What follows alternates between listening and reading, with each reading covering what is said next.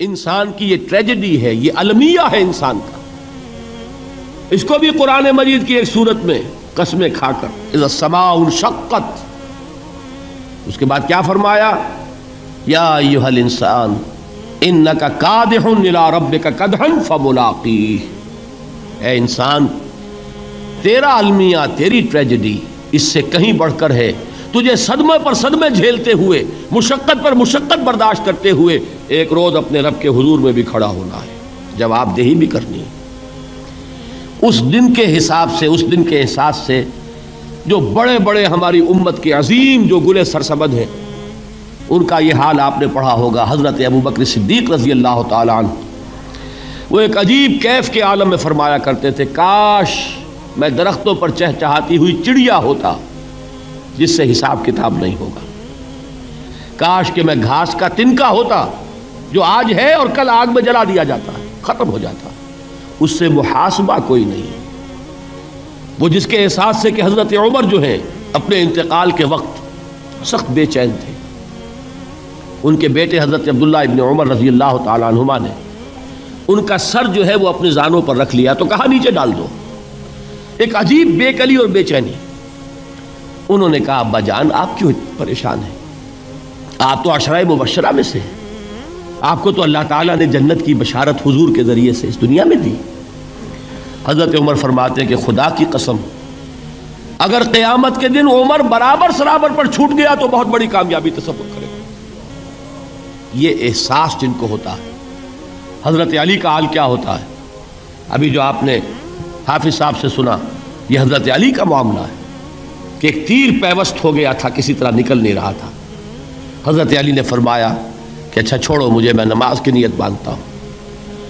نماز کی نیت پڑھتے تھے تو لرزتے تھے، کانپتے تھے. کس کے سامنے کھڑا ہوں اور کس کے سامنے مجھے ایک دن جواب دہی کے لیے کھڑا ہونا ہوگا.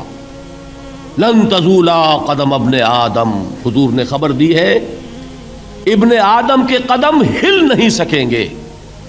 جیسے مجرم کھڑا ہوتا ہے کٹہرے کے اندر، اس کٹہرے میں سے ہل نہیں سکو گے حتی یسأل عن خمس، جب تک کہ 5 چیزوں کا حساب نہ لے لیا جائے. وہ 5 چیزیں کیا ہیں؟ کان کھول کر سنیے. عن عمرہ فیما افناہ، عمر کا حساب دو. یہ 80 برس اور 70 برس ہم نے تمہیں دنیا میں دیے، کہاں ضائع کیے. وعن شبابہ فیما ابلاہ، اور خاص طور پر جوانی کا دور، امنگوں کے دن، ولولے ہوتے ہیں، قوت ہوتی ہے، توانائی ہوتی ہے، آدمی چلتے ہوئے زمین پر پاؤں مارتا ہے، قوت جو ہے وہ اپنا اظہار چاہتی ہے. یہ جوانی کہاں گلائی؟ حساب دو، ایک ایک لمحے کا حساب دو.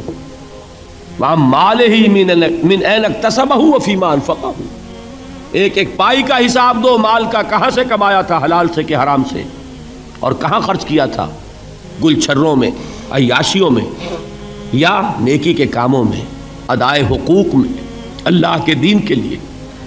4 سوال ہو گئے.